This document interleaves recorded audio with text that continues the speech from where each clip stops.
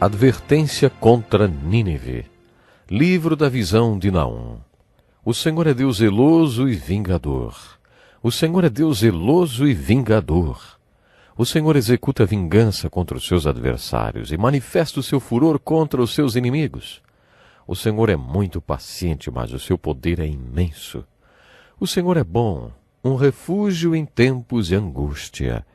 Ele protege os que nele confiam, mas, com uma enchente devastadora, dará fim a Nínive. Expulsará os seus inimigos para a escuridão. Assim diz o Senhor. Apesar de serem fortes e numerosos, serão ceifados e destruídos. Mas você, Judá, embora eu a tenha afligido, não a afligirei mais. Agora vou quebrar o jugo do seu pescoço e arrancar as suas algemas. O Senhor decreta o seguinte a seu respeito, ó rei de Nínive: você não terá descendentes que perpetuem o seu nome. Destruirei as imagens esculpidas e os ídolos de metal do templo dos seus deuses. Prepararei o seu túmulo porque você é desprezível. Vejam sobre os montes os pés do que anuncia boas notícias e proclama paz. Celebre suas festas, ó Judá, e cumpra os seus votos. Nunca mais o perverso o invadirá. Ele será completamente destruído. Bem-vindo a mais um encontro com a palavra. Nesse programa, fazemos um estudo de toda a Bíblia, do Gênesis ao Apocalipse. Esse estudo já nos trouxe aos livros proféticos do Velho Testamento. Hoje estamos iniciando o estudo do profeta Naum. Acabamos de ouvir o início de sua profecia. O estudo do profeta Naum é uma continuação dos estudos dos profetas que estamos fazendo. Alguns acham que o profeta Naum poderia ser chamado Mas por quê? Porque é o som que as pessoas fazem quando respondem a outra sem prestar muita atenção no que estão dizendo. Sabem por quê? Porque a leitura do livro de Naum pode se tornar chata, monótona. Para ajudar nessa leitura, vamos ver um pouco do contexto histórico de quando o livro foi escrito e vamos procurar ver qual é a aplicação que Deus tem para nós nesse livro. O livro de Naum nos leva de volta à cidade que foi objeto do preconceito e da pregação de Jonas. Jonas pregou para Nínive no ano de 785 a.C. Você deve estar lembrado de termos mencionado que a maior cruzada evangelística da história já registrada aconteceu quando Jonas foi pregar em Nínive. Agora que você está iniciando a leitura do livro de Naum, observe que sua história aconteceu cerca de 150 anos depois que Jonas empreendeu a grande cruzada evangelística de Nínive. Aparentemente o povo de Nínive se arrependeu de ter se arrependido dos seus pecados. É isso mesmo. Vou repetir. Aparentemente o povo de Nínive se arrependeu de ter se arrependido dos seus pecados, porque 60 anos depois deles terem ouvido a pregação de Jonas, os assírios conquistaram o reino do norte, o reino de Israel. Com crueldade e brutalidade indescritíveis, os assírios conquistaram e escravizaram todos os povos do mundo daquele tempo. Os assírios, o grande império do mundo daqueles tempos, mostraram uma crueldade e uma barbaridade sem precedentes na conquista e escravidão de povos. 150 anos depois da pregação de Jonas e 60 anos depois da queda do Reino do Norte e sua capital, Samaria, Deus deu uma visão a esse homem simples, o profeta Naum. Suas visões estavam relacionadas com a cidade de Nínive. Nínive era uma cidade grande, era chamada de a cidade rainha de toda a terra. Em sua visão, Deus disse a Naum que a cidade de Nínive seria destruída. Naum pregou essa visão que Deus lhe deu. Essa visão profética da queda de Nínive está relatada em 3 pequenos capítulos do livro de Naum. No primeiro capítulo é declarada a destruição de Nínive. Já no capítulo 2, essa destruição é descrita, e no capítulo 3, a destruição de Nínive é justificada. Hoje temos a visão de Naum, referente à queda de Nínive, registrada na Bíblia. 23 anos depois que Naum anunciou sua visão, a grande cidade de Nínive caiu. Quando Naum anunciou sua visão, provavelmente ele foi ridicularizado e as pessoas acharam que ele estava delirando por falar que uma cidade tão poderosa como Nínive fosse ser destruída. A cidade de Nínive foi construída entre 2 rios. Dizia-se até que o único modo de Nínive cair seria se um dos seus rios a invadisse. A profecia de Naum foi bem específica. O profeta disse que a cidade iria cair porque um dos seus rios transbordaria, fazendo ruir os seus muros. O inimigo passaria pelos muros derrubados e conquistaria totalmente a cidade. 23 anos depois que Naum pregou essa profecia, foi exatamente isso que aconteceu, e a sua profecia foi cumprida ao pé da letra, nos mínimos detalhes.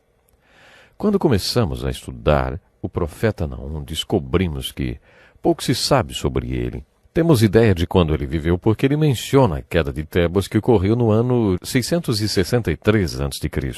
Sabemos que Nínive caiu no ano de 607 a.C. e por isso os estudiosos datam o profeta Naum entre esses dois eventos, ou seja, por volta do ano 630 a.C.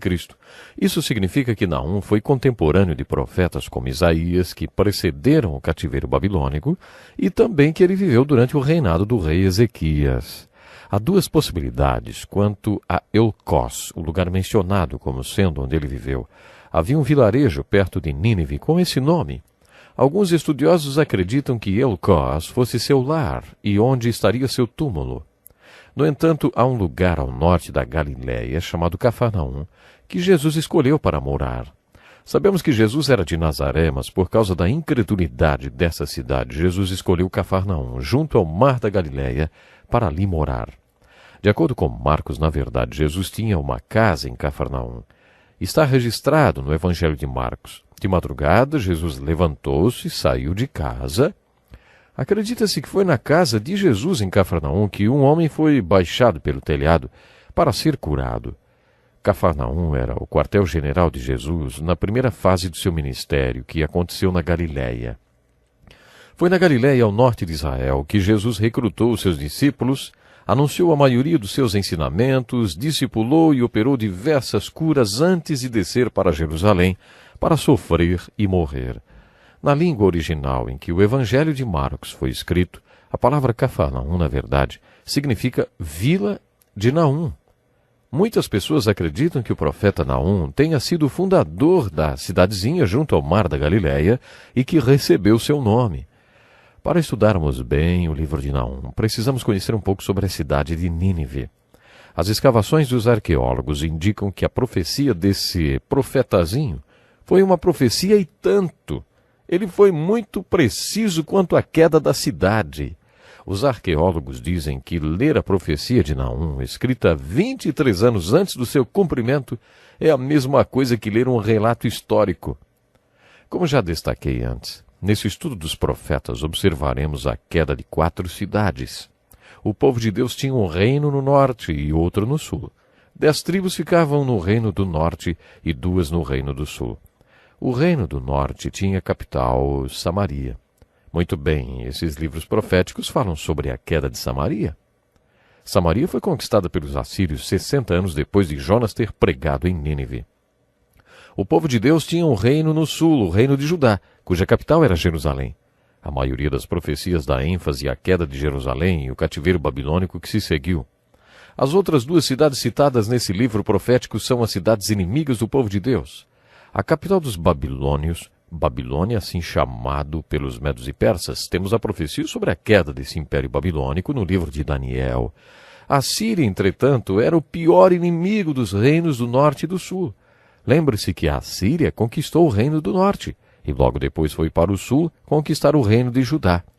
Lá conquistou 46 cidades fortificadas, levou cativo 200.000 pessoas e seguiu para os portões de Jerusalém. Foi nessa ocasião que Isaías teve seu momento de glória como profeta. Por causa do miraculoso ministério profético de Isaías, os assírios retornaram quando chegaram nos portões de Jerusalém. Quando nós estudamos o livro de Isaías, eu disse que se não fosse Isaías, tanto o reino do norte como o do sul teriam sido dominados pelos assírios. Os assírios foram os piores inimigos do povo de Deus. A queda da capital da Síria, Nínive, foi um acontecimento de muita importância na história do povo de Deus. A palavra Naum significa cheio de conforto. O próprio nome do profeta sugere conforto. Sua mensagem é de conforto. Você pode estar se perguntando, Como uma mensagem de destruição e tristeza, fogo e enxofre pode ser de consolo ou conforto? Pense um pouco. Imagine que você fosse um judeu com uns 40 anos e soubesse que Hitler estava conquistando toda a Europa. Imagine que você soubesse que os judeus de cada cidade conquistada eram enviados para Auschwitz ou para qualquer outro campo de concentração onde morreriam na câmara de gás e queimados. Suponha que você soubesse que seria apenas uma questão de tempo até que o exército alemão dominasse sua cidade ou vila. Agora imagine que você ficaria sabendo que, graças aos aliados da Segunda Guerra, Berlim caiu e o Terceiro Reich virou cinzas. Isso não seria a melhor notícia que você poderia ouvir? Isso não seria uma mensagem de conforto e consolo para você, um judeu? Não seria maravilhoso saber que o sistema que estava tentando matar você e todos os seus tinha sido conquistado? É nesse sentido que a mensagem de Naum foi uma mensagem de conforto e consolo para Judá, aquele reino tão pequeno ao sul de Israel. A boa notícia de Naum era que Nínive ia cair. Quando Naum pregou sua mensagem, não havia qualquer sinal de que Nínive cairia. Por isso, essa era uma mensagem que requeria fé da parte dos judeus. No entanto, ela era tudo que os judeus queriam ouvir. A mensagem que Naum pregou para o povo de Deus era: vocês não precisam mais se preocupar com os assírios. Eles nunca mais voltarão para os portões de Jerusalém. Os assírios nunca mais invadirão suas terras. Eles foram destruídos, e Nínive vai cair. No capítulo 2, Naum descreve com detalhes a queda de Nínive. A descrição é tão minuciosa que podemos visualizar a queda da cidade. Naum descreve a cor do uniforme dos inimigos e o sol refletindo em seus escudos. A destruição é descrita com tanta vivacidade que podemos quase que ouvir os gritos e todo o barulho da batalha. O profeta Naum honrou seu nome cheio de conforto. Ele anunciou essas boas novas a respeito de Nínive ao povo de Judá. Tenho que ficar por aqui, que pena. Até o próximo programa.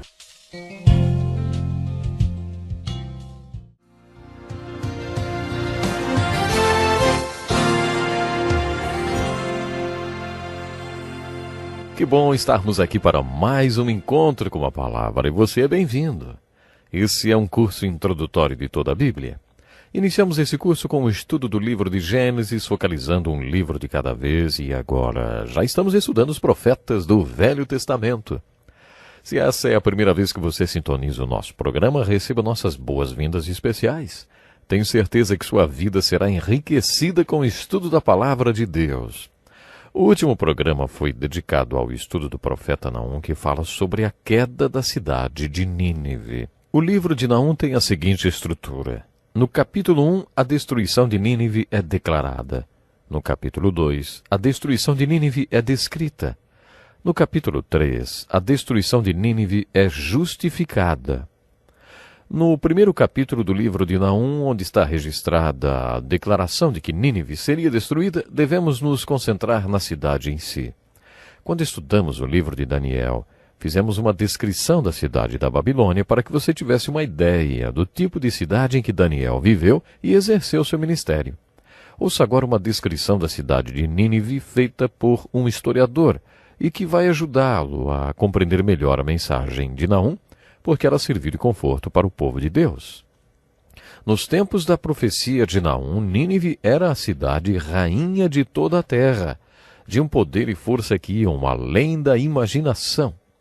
Era a cidade líder de um estado guerreiro, construída em cima de todos os saques feitos às nações conquistadas. Riquezas em quantidade ilimitada vinham de todas as partes do mundo para seus cofres. Naum a compara a um covil de leões depredadores que se alimentavam do sangue de outras nações. A grande cidade de Nínive tinha cerca de 50 quilômetros de comprimento e 16 de largura. Era protegida por 5 muros e por 3 valas construídos com mão de obra escrava, de milhares e milhares de cativos estrangeiros. Jonas menciona cerca de 120.000 crianças, o que sugere que a cidade tivesse uma população por volta de 1 ou até 2 milhões de habitantes. Os muros que protegiam o interior da cidade tinham 5 quilômetros de comprimento. formando um circuito de quase 13 quilômetros, construídos na intersecção dos rios Tigre e Kocher. Esses muros tinham 36 metros de altura e a largura era de aproximadamente 4 carruagens, uma ao lado da outra. Às vésperas da repentina destruição da cidade de Nínive, quando ela estava no auge do seu poder, apareceu o profeta Naum, com sua profecia, chamada por algumas pessoas de A Melodia de Morte de Nínive, ou O Choro da Humanidade por Justiça. A descrição da cidade que vocês ouviram momentos antes permite que visualizemos com mais clareza a cidade de Nínive. Como já destaquei antes, a queda daquela grande cidade foi uma boa notícia para o povo de Deus que habitava no Reino do Sul, o Reino de Judá. Naum dirigiu sua mensagem para o Reino do Sul dizendo que eles não precisavam mais se preocupar com uma possível invasão dos assírios. A mensagem de Naum também é dirigida ao rei da Síria.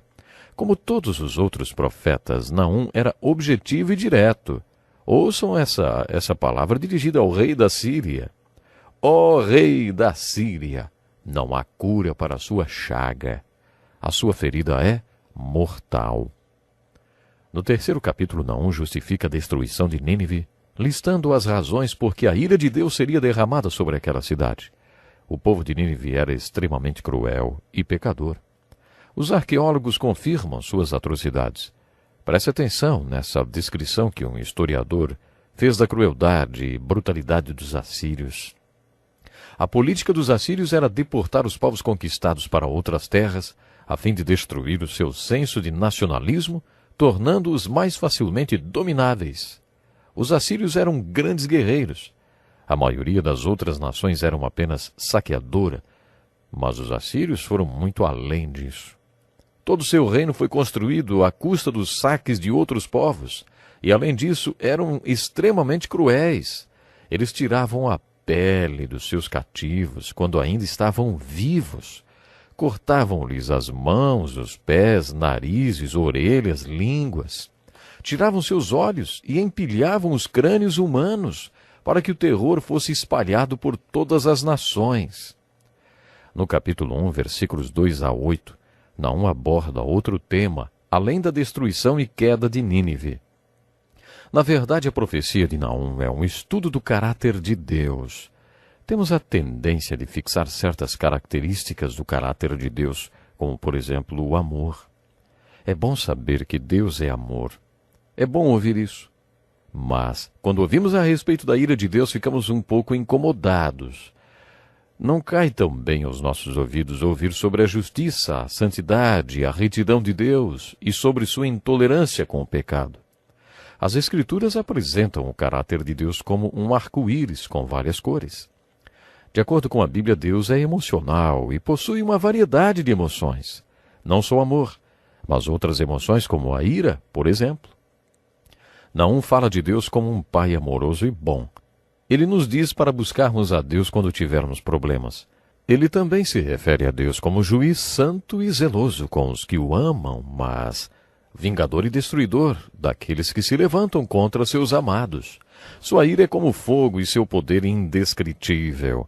Quando a ira de Deus atinge seu limite, não há mais volta. Não compara o poder de Deus a tempestades e vendavais, a ciclones e terremotos. Lemos sobre isso no primeiro capítulo. O que mais Naum fala sobre o caráter de Deus? Vamos ver. No capítulo 2, Naum faz uma descrição detalhada da destruição e queda de Nínive. Os soldados desertam, o povo é dominado pelo medo e pelo terror, seus joelhos tremem, os corações se derretem por causa do horror, o povo fica em estado de choque, pálido e trêmulo. No capítulo 3, Naum mostra o porquê da destruição de Nínive. Portanto, no capítulo 1, a destruição de Nínive é declarada. No capítulo 2, a destruição de Nínive é descrita. E no capítulo 3, a destruição de Nínive é justificada. Nesse capítulo, Naum relata por que Deus destruiu Nínive. Ai da cidade sanguinária, repleta de fraudes e cheia de roubos, sempre fazendo as suas vítimas. Tudo por causa do desejo desenfreado de uma prostituta sedutora, mestra de feitiçarias, que escravizou nações com a sua prostituição e povos com a sua feitiçaria. Em todas as esquinas as crianças foram massacradas. Lançaram sorte para decidir o destino dos seus nobres. Todos os nobres foram acorrentados. Talvez essa tenha sido uma das razões da queda de Nínive. Quem ouve notícias a seu respeito bate palmas pela sua queda, pois quem não sofreu por sua crueldade sem limites? Poderíamos falar a mesma coisa a respeito da Alemanha nazista quando Hitler estava no poder. Naquela época, em toda a Europa, encontravam-se as vítimas do Terceiro Reich. Meu querido ouvinte, era também assim no tempo do Império Assírio. Em toda parte havia pessoas que tinham sofrido a crueldade da Síria. Quando lemos a declaração, a descrição e a justificação da destruição de Nínive, levantamos uma questão. Será que podemos tirar do livro de Naum uma aplicação para as nossas vidas? A mensagem que podemos tirar para nós tem a ver com o caráter de Deus. A profecia de Naum é um estudo sobre a ira de Deus. A palavra em hebraico para a ira de Deus é atravessar. Como atravessar um rio. Essa palavra sugere que Deus é bom, Deus é amor. E é assim que ele prefere se manifestar. Entretanto, ele só tolerou o pecado, a injustiça e a crueldade dos assírios até o ponto em que isso atravessou o limite do seu amor de pai e o limite de juiz santo e justo. É essa forma. Isso que ele mostra. Ele mostra que algo ultrapassou os limites. Atravessou seu limite. E ele então manifesta sua ira, só depois que extravasou toda a sua ira. Deus ama seu povo. Deus ama aqueles que o conhecem, que são seus filhos e seu povo escolhido. Mesmo sendo um pai amoroso, quando algo começa a destruir o objeto do seu amor, a sua ira transborda, atravessa os limites. E ele só para depois de destruir o que estava destruindo o objeto do seu amor, isto é, os seus amados. Procure entender o caráter de Deus. A ira de Deus é uma atitude consistente e permanente de santidade em relação ao pecado. A ira de Deus é uma atitude consistente e permanente entre um Deus amoroso e algo que esteja destruindo o objeto do seu amor. A ira de Deus é uma reação fatal de absoluta santidade em relação ao pecado. A ira de Deus é uma reação fatal de um Deus amoroso em relação ao que está destruindo o objeto do seu amor. Tenho uma experiência para contar para vocês que ilustra bem o que estou falando. Um pai muito amoroso estava na delegacia, absolutamente inconformado, porque um homem tinha estuprado e assassinado sua filhinha de 7 anos. Quando foi trazido para a delegacia, o homem que tinha cometido o assassinato tão cruel contra o objeto do amor daquele homem, que era um pai amoroso, foi necessário que um batalhão o segurasse. Segurasse aquele homem, o pai, impedindo-o de extravasar toda a sua ira no assassino que destruiu o objeto do seu amor. Esse foi o erro de Hitler nos anos 40. Ele achou que poderia destruir quem ele quisesse. Só que ele ultrapassou os limites. E se não fosse a ira dos países aliados ter invadido seus limites e se manifestado, hoje não haveria um judeu vivo para contar a história. Os judeus são o povo de Deus.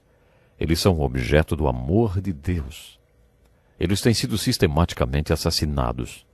Creio mesmo que o Holocausto tenha sido como uma conquista assíria ou babilônica. Ocorreu o mesmo genocídio contra os judeus, o objeto do amor de Deus. Creio que nos anos 40, os limites de Deus foram ultrapassados, e ele manifestou sua ira até que o Terceiro Reich nazista fosse aniquilado. Um dos objetivos do livro de Naum é nos mostrar o caráter de Deus. É claro que Deus é amoroso, mas até que o seu cálice transborde. Meu querido ouvinte, a palavra de Deus é verdadeira. Você pode experimentar tanto a ira de Deus como o amor dele. Sua palavra nos diz que Deus é amor. Deus quer que todos se acheguem a ele e experimentem o seu amor, mas aqueles que rejeitam o seu amor já estão julgados. A palavra diz: quem nele crê não é condenado, mas quem não crê já está condenado, por não crer no nome do Filho unigênito de Deus. É o que diz o ensino de Jesus. Bom, chegamos ao final do programa. Deus lhe abençoe.